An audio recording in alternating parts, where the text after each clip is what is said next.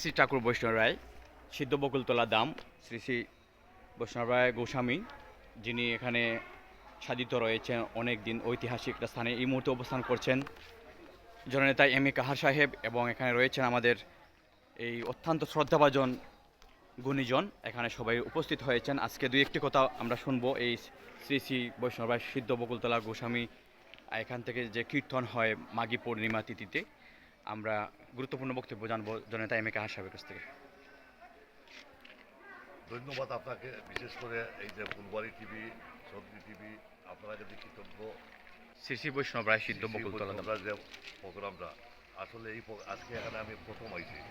আমি শিশুকালে দেখছি, যেহেতু আমার বাড়ি জগন্নাথপুরে, আমাদের সিলেটে যাওয়ার রাস্তা লিগা বিশ্বনাথ হয়ে যাওয়া, তখন আমরা এই যে প্রোগ্রাম সময় দেখি এই যে হিন্দু মুসলিম এই যে বিশেষ করে এই যে প্রোগ্রাম আরম্ভ হয়, হাজার হাজার লোকের আগমন, জি জি, এটা অনেক সুনাম শুনছি। বিশেষ করে তো আমি তো জানেন আপনারা বিভিন্ন থানা ডিস্ট্রিক্টে যাই, এই যে মৌলভীবাজার, রাজনগর, বিভিন্ন আপনিও আমার লগে আসলাম। এই যে ব্রত সম্বন্ধে অনেক তারা জানা আছে, এখানে আয় তারাও যার সুপরিচিত আপনাদের এই মন্দির। এইটুকু আমার, যেহেতু আমার এখানে বেশি অভিজ্ঞতা নাই, আজকে আসলাম জানার জন্য, বোঝার জন্য। তো আমি একটা জিনিস আপনার কাছ থেকে মানে শুনতে চাচ্ছি যে আপনার এম এ কাহার ফাউন্ডেশনের তত্ত্বাবধানে আপনি অনেক উন্নয়ন করে থাকেন, যেহেতু একটা পূর্ণ স্থান, এখানে আমরা হিন্দু মুসলিম সবাই এখানে আসেন, মানসা করেন, এখানে কাজ হয় এবং এখানে কেউ কোনো পাপ কাজে লিপ্ত থাকে না। বিদায় আপনার এম এ কাহার ফাউন্ডেশনের পক্ষ থেকে এখানে কি তারা কিছু উন্নয়ন সাধিত বা এরকম কোনো কিছু আশা করতে পারে? এইটা খুব একটা ভালো কথা বলছেন, এইটা তো আমি আগে বলি নাই যে এম এ কাহার ফাউন্ডেশন এইগুলিকে আমার ব্যক্তিগত ফাউন্ডেশন। এই ফাউন্ডেশনের কাজ হইল গিয়া আপনার এই যে সামাজিক কাজ, ধর্মের কাজ, এবং এইগুলা নিয়েও আমার এই যে ফাউন্ডেশন চলে। গরিব দুঃখী যারা আছে, যে সময় যেগুলো আমার সাহায্য অনুযায়ী আমি সাহায্য করি। তা আমার এখানে যে ধর্ম বড় কথা না, যে ধর্ম করে প্রত্যেক ধর্ম প্রত্যেক সমাজ আমার এই যে সাধ্য মতো আমি সমর্থন করিয়া যাই, ডোনেশন দিয়া যাই। আজকে আপনার এখানে আইসি, আগামীতে আপনারা এইটা আমার স্মরণ থাকবো, আগামীতে আপনাদেরকে আমি দেখবো কীভাবে কী সহযোগিতা করতাম পারি। ধন্যবাদ আপনাকে। আগামীতে যে শ্রী শ্রী বৈষ্ণব রায় গোস্বামীর মাঘী পূর্ণিমা তিথিতে যে কীর্তন হবে, সেখানে কি আমরা যদি আপনাকে এখানে মানে অতিথি হিসেবে চাই, আমরা কি আপনার পাবো এই জায়গায়? এখানে আপনারা আমাকে, বিশেষ করে আমি অনেক সময় অপেক্ষা করি আপনারা আমাকে আমন্ত্রণ করতা, এবং না করলেও আমি এইগুলাতে ইচ্ছা করি আই, এইগুলাতে এই যে আমন্ত্রণ লাগে না। কারণ আজকে এখানে আইসি, আপনারা তো আমন্ত্রণ নাইলেও আপনারা আমাদের ওয়েলকাম করবা, সবাইকে ওয়েলকাম করবা। এখানে কোনো রাজনীতি নাই, এইটা ধর্ম, এটা এই যে ধর্মীয় প্রতিষ্ঠান, যেহেতু এখানে আওয়ার দরকার। তবে আগামীতে, এবার তো আইতেম পারছি না, আগামীতে যখন আপনারা করবা ইনশাল্লাহ আমার ডেটগুলো থাকবো, আপনারা এখানে আমি আইব, কথা দিলাম।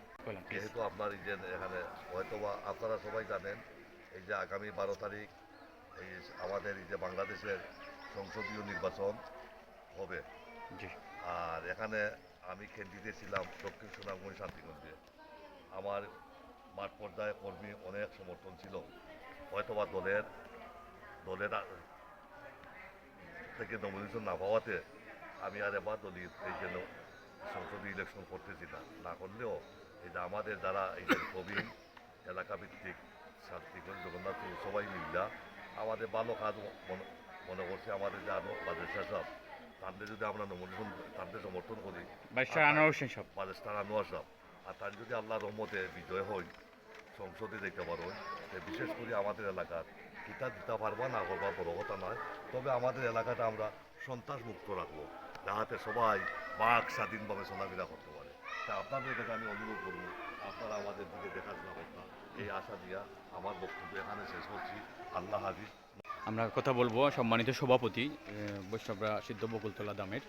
আজকে আমাদের এখানে তো কোনো অনুষ্ঠান নেই, শ্রী পঞ্চমী আমরা এখানে আসে আমরা কায়ের সাহেবের মতো একজন গুণীজনকে পাইয়া খুবই আনন্দিত, এবং আমি ফুলবাড়ি টিভির প্রতিনিধিকে পাইয়া আরও অধিকতর আনন্দিত। যাই হোক, আমাদের কাছে আমরা একটা পুণ্যতিথিতে সবাইকে পাই আমরা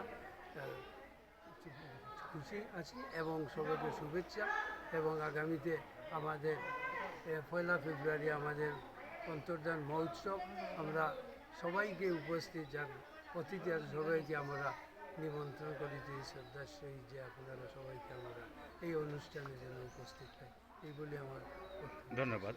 আমরা কথা বলছিলাম সম্মানিত সভাপতি এবং আমরা কোষাধ্যক্ষের সংক্ষিপ্ত একটা বক্তব্য নেব। আজকের সংক্ষিপ্ত একটা বক্তব্য। এখানে সময় কম দেওয়ার প্রয়োজন মনে করি না। আমরা অত্যন্ত আনন্দিত আমরা মাঝে উপস্থিত হয়েছেন যিনি এম এ কাহার সাহেব, উনি আসলে বিশিষ্ট সমাজসেবক, গরিব দুঃখী মেহনতি মানুষেরও বন্ধু। আমাদের মাঝে উনি আসায় আমরা অত্যন্ত খুশি। আমাদের এই যে শ্রী শ্রী ঠাকুর বৈষ্ণব রায়ের দাম, এই দামে এটা হচ্ছে একজন শ্রী শ্রী ঠাকুর বৈষ্ণব রায়, উনি একজন মহাপুরুষ। এখানে হিন্দু মুসলিম জাতি ধর্ম নির্বিশেষে সবাই আসে। এখানে যে যে তার মনের ভাব প্রকাশ করে ভক্তির সহিত শ্রদ্ধার সহিত তার মনের বাসনা পূর্ণ হয়। আমরা যে কোনো ধর্মের মানুষ আমরা এখানে আসলে আমরাও রেসপেক্ট করি, কোনো সমস্যা নাই। আগামীতে 31 জানুয়ারি আমাদের মহোৎসব হবে। আমরা সবাইকে নিমন্ত্রণ করি সবাই এখানে আসলে জাতি ধর্ম নির্বিশেষে আমরা অত্যন্ত খুশি হব। এই বলে আমার বক্তব্য শেষ। আমরা একটা কথা জানতে চাচ্ছিলাম আপনার কাছ থেকে, কালীরঞ্জন বাবু, লহরি গ্রামে একটি রথ মন্দির হওয়ার কথা ছিল, যে বিগত দিন এটা নিয়ে অনেক নিউজ আমরা দেখেছি। এই রথ মন্দিরটা কেন হচ্ছে না, আপনি একটু বলবেন কি জন্য এত লেট হচ্ছে? এখন সময় স্বল্প, আপনি একটু বলেন। হ্যাঁ, একটু বলেন। আর একটা এখানে ওটা নিয়ে লাভ নাই। আমরা জানতে চাচ্ছি আপনার। দিলাম আমরা অতিথি যেই নাই শুনছি এটা কি মন্দির হওয়ার পথে আছে। জি হ্যাঁ, মন্দিরের মাল মন্দিরের স্থানে আছে। জি। ওইটা পরে দেখা যাবে, বলা যাবে, এখন আর এটা বলার প্রয়োজন নেই।